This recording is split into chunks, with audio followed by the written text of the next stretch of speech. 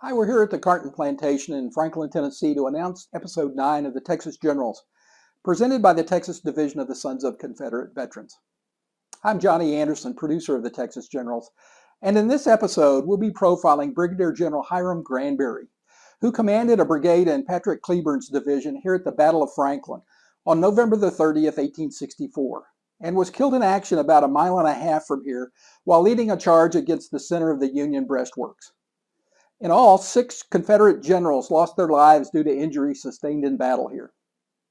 I hope you enjoy this episode, and if you do, be sure and give us a thumbs up and subscribe to our channel.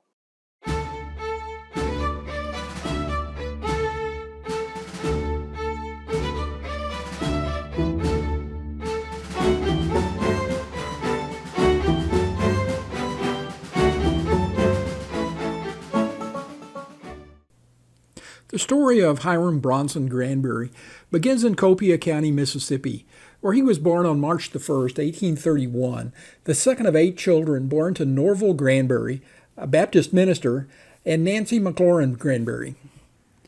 Hiram attended Oakland College, now part of Alcorn State University, where he studied law, and in 1850 graduated at the age of 19. In April of 1850, his father died of consumption, which is now called tuberculosis, and in August his mother died of the same disease. Sometime in the early 1850s, Hiram moved to Waco and changed the spelling of his last name from B-E-R-R-Y to B-U-R-Y, and opened up a law practice. From 1856 to 1858, Granbury was the Chief Justice, now they're called county judges, of McLennan County. Also in 1858, on March the 31st, at the age of 27, he married the 20-year-old Alabama beauty, Fanny Sims. At the outbreak of the war, Granbury recruited a company of men from Waco called the Waco Rifles and left for Marshall, Texas, where they were mustered into Company A of the 7th Texas Infantry in John Gregg's brigade, and Granbury elected captain. Unlike other soldiers' wives, Fanny went off to war with Hiram. Possibly because she already had been diagnosed with ovarian cancer. We don't know, but she went to Marshall with her husband. The 7th left by train for Shreveport, Louisiana, and then marched the 346 miles to Memphis and then on to Hopkinsville, Kentucky, where Granbury was elected major in November of 1861. Like units in the East, the 7th was riddled with disease and lost 130 men by February of 1862. As the troops marched for Tennessee and Kentucky, the unconventional Fanny, still just 24 years old, found her way to Hopkinsville, where she took up residence with the family of a local banker named Stephen Trice. After the fall of Fort Henry on February the 6th, the 7th Infantry was rushed to help defend Fort Donelson. On February the 9th, they marched to Clarksville, Tennessee, and by February the 13th, they'd made their way to Fort Donelson on the Cumberland River. By February the 15th, with the fort surrounded, Brigadier General Gideon Pillow launched a surprise attack to open up an escape route for the Confederates. The 7th fought on the Confederate right flank against troops from the 45th Illinois. The attack was successful in opening up an escape route, but General John Floyd lost his nerve and ordered the Confederates back into the fort. The next morning, Floyd and Pillow escaped with a small detachment and left General Simon Buckner in command, who accepted Grant's demand for unconditional surrender later that day. Now Lieutenant Colonel Granbury was captured and moved to Fort Warren in Boston Harbor, a POW camp that was mostly used for Confederate officers. Fanny moved as well to Hagerstown, Maryland, into the home of Mary McGill, whose husband, Dr. Charles McGill, was one of Hiram's prison mates. Granbury applied for and was granted a parole so that he could tend to Fanny, who was supposed to have surgery in Baltimore. She never had the surgery, likely because her condition was too advanced. On August 29, 1862, Granbury was promoted to full colonel, and in October 1862, Hiram took Fanny back to her father's house in Tuscaloosa, Alabama. On March the 20th, 1863, 11 days before their 5th anniversary, Fanny died. She's buried in an unmarked grave in the Magnolia Cemetery in Mobile, Alabama. The 7th Texas Infantry wasn't reactivated until January of 1863, and it was now commanded by Colonel Hiram Granbury. They moved to northern Mississippi and fought at the battles of Raymond and Jackson, just missing being captured at Vicksburg.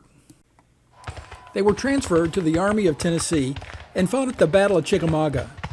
The 7th attacked across Lafayette Road and filled the gap as Don Carlos Buell's Federals were repositioned to fill a non-existent gap in the Union line. Granbury was wounded at Chickamauga, but recovered in time to command the 7th at the battles of Chattanooga and Missionary Ridge. In November 1863, the Texans fought again at the Battle of Ringgold Gap, successfully holding the gap while Braxton Bragg's troops escaped. In February 1864, Granbury was promoted to brigadier general. Granbury's Texas Brigade joined Patrick Cleburne's division for the Atlanta campaign and fought at the battles of New Hope Church and the Battle of Pickett's Mill, where they suffered heavy losses. After the fall of Atlanta, Hood, who had taken command of the Army of the Tennessee, moved the army north in an attempt to retake Nashville.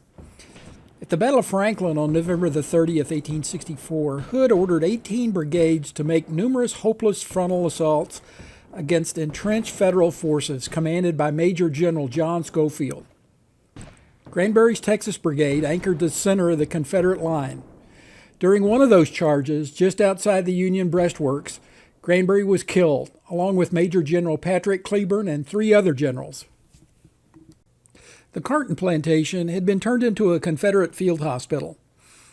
That night, the bodies of Generals Granbury, Cleburne, Strahl, and Adams were brought to the plantation's rear porch to await removal to their final resting place. In 1866, the Texas legislature created a new county named after General John Bell Hood, Hood County, and selected land donated by brothers J. and J.H. Nutt for the new county seat, and named the new town Granbury, Texas, in honor of General Hiram Granbury. I'm Karen, and we're in the Hood County Museum looking at the stone of Hiram Granbury, who died at the Battle of Franklin. We are told he laid at the back porch of Carton with the other Confederate generals, was then buried near the battlefield, but was moved to a nearby cemetery. And there's even a story about Patrick Cleburne mentioning that cemetery being an appropriate place to spend eternity. He lay there until 1893, when he was brought to, Fort Worth by train, stayed in a bank vault there until he could be buried here with the ceremony. We have all the articles and all the information about it. If you notice, his headstone is not spelled correctly, so our Sons of Confederate Veterans did replace it. This was the original headstone.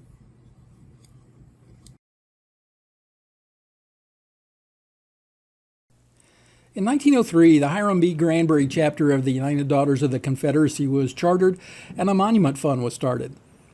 In 1905, the UDC and other organizations gained approval from Hood County to erect a monument to General Granbury on the county courthouse grounds.